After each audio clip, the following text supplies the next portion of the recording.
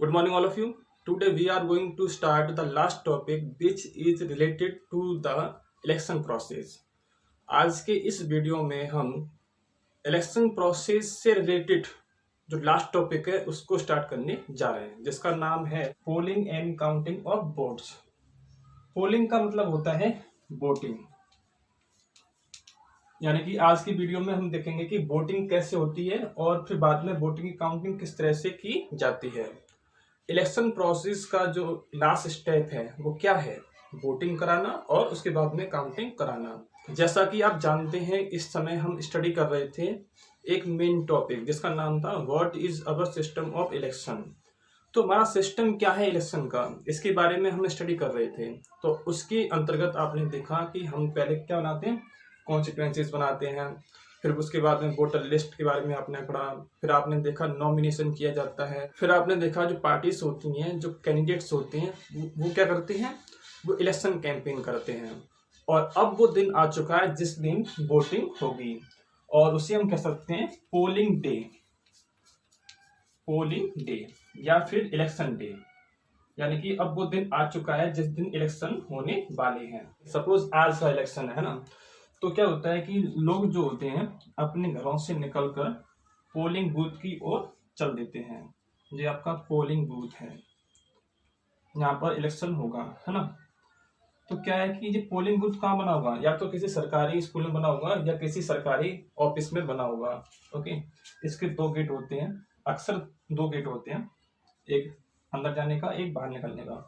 तो लोग जो है अपने घरों से निकलकर सीधा इसकी ओर चल देते हैं मॉर्निंग से ही।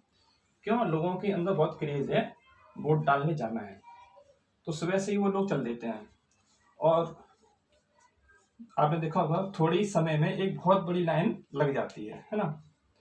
तो जैसे ही वोट डालने का टाइम शुरू होता है, तो यहाँ पर जो गेटमैन होता है, यहाँ पर जो पुलिस वाला खड़ा होता है, वो उसको अंदर जाने की परमिशन दे देता है।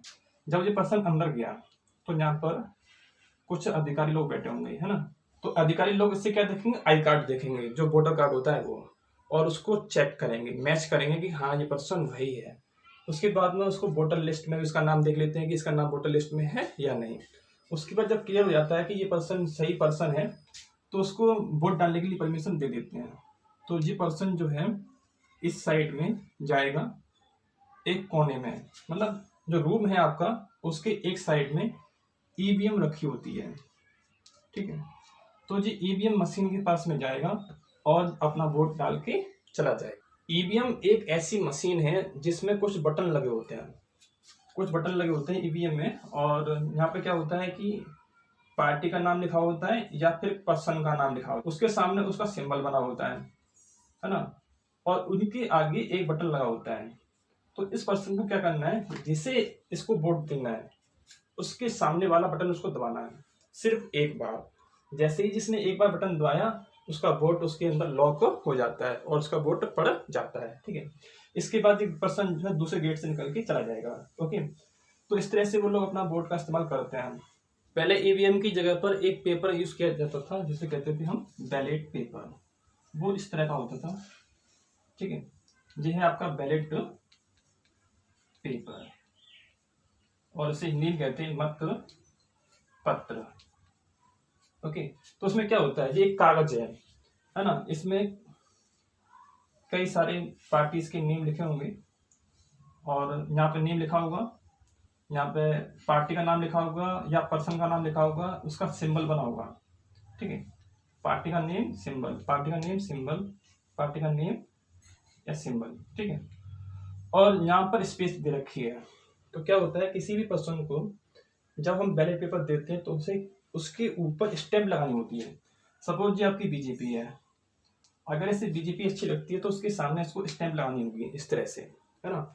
जो कोई भी पार्टी उसको अच्छी लगती है उसके सामने इसको स्टैम्प लगानी होती है। इसके बाद में इसको रोल करके एक पेटी के अंदर डाल देते हैं।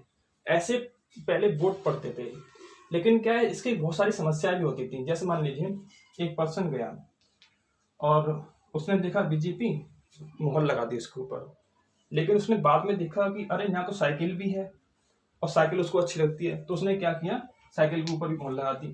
तो क्या हुआ, दो मोहर लग गई। तो इस तरह से क्या होगा, ये कैंसिल कर दिया जाएगा। इसी तरह से एक पर्सन ने क्या किया कि उसने बीजेपी और कांग्रेस, उसको दोनों अच्छी लगती थी, उसने सोचा मैं किसको वोट दूं। उसने क्या किया, दोनों पर आधी आधी मोहर लगा दी ऐसे करके।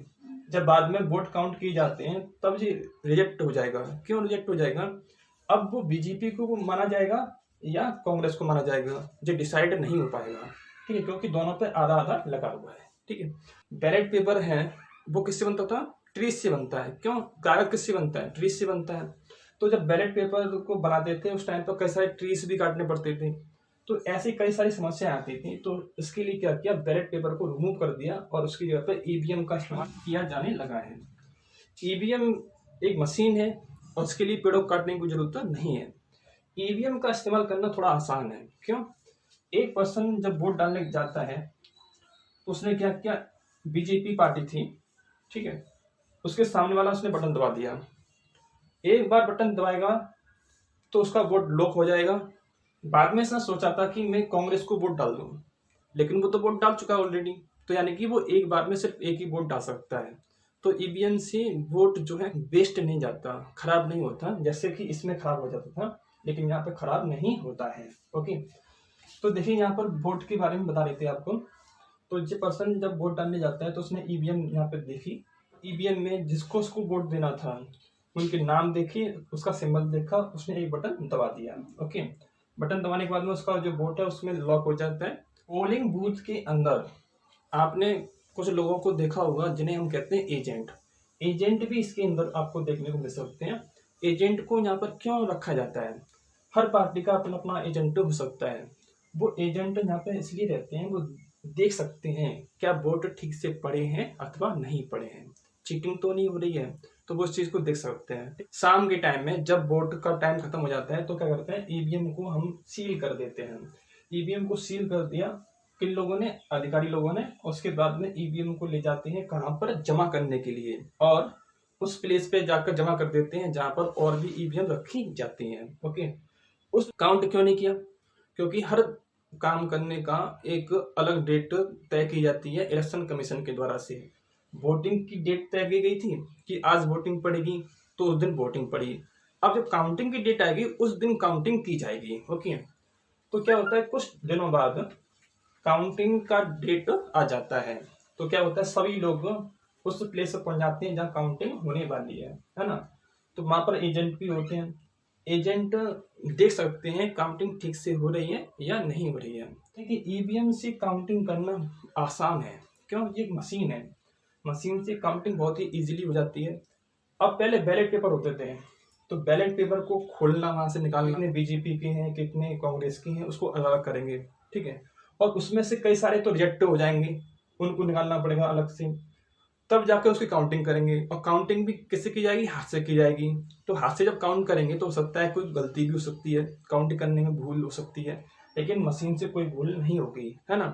तो उसके बाद क्या होता है कि जब काउंटिंग होती है तो वो एजेंट देख सकते हैं काउंटिंग ठीक से हो रही है या नहीं हो रही है।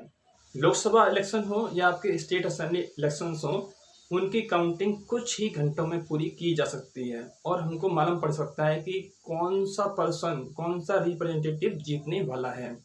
तो यानी कुछ ही समय के बाद में, कुछ ही घंटों के बाद में जनता को मालूम पड़ जाता है कि कौन सी पार्टी जीत चुकी है, कौन सा नेता जीत चुका है और कौन सा पर्सन सरकार को बनाने वाला है, ठीक है। तो काउंटिंग के बाद में क्या होता है, रिजल्ट को डिक्लेयर कर देते हैं कौन सा पार्टी, कौन सा कैंडिडेट जीता है, और रिजल्ट के डिक्लेरेशन के साथ में ही इलेक्शन का प्रोसेस जो है वो खत्म हो जाता है, ठीक है। तो आज के इस वीडियो में आपने देखा कि लास्ट स्टेप क्या होता है इलेक्शन का, वो है अपना वोटिंग डालना, और उसके बाद में क्या होता है, काउंटिंग की जाती है वोटिंग की, और उसको हम रिजल्ट डिक्लेयर कर देते हैं। तो इसके साथ में ही आज का जो टॉपिक था वो खत्म हो जाता है। Thank you.